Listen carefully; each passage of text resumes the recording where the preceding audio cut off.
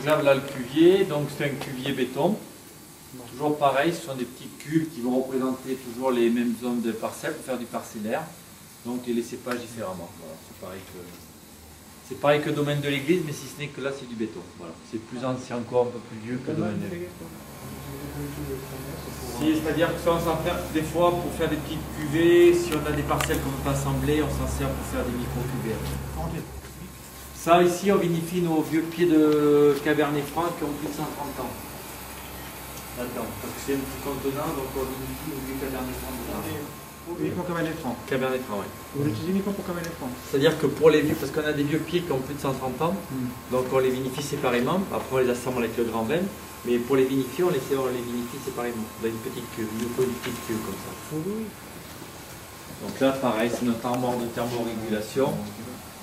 Donc là, c'est ici qu'on donne les points de consigne pour les cuves, c'est-à-dire qu'on veut faire du chaud ou du froid. Voilà, donc on monte et on descend. Voilà. Et donc automatiquement ça bascule en chaud ou en froid. Tonnerie bourguignonne, oui, Berthaumieux, qui fait Berthaumieux et Hermitage.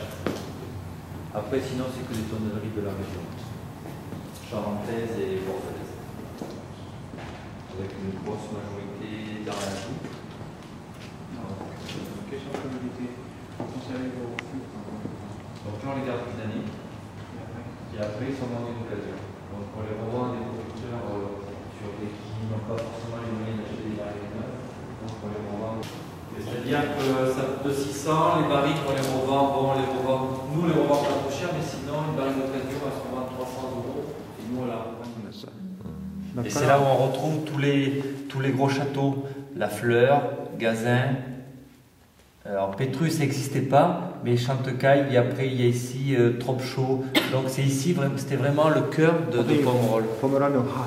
C'était vraiment les premières grappes de Pomerol. Et après ici, on retrouve tout le plateau de Saint-Émilion ici. Parce qu'ici on est monté d'un cran, et donc ici c'est tout le plateau de Saint-Émilion où il y avait des vignes. Et ici on retrouve Trottevieille. Voilà.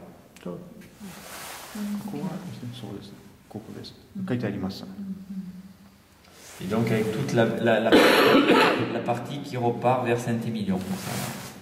Et ici où il y avait la propriété Bergap.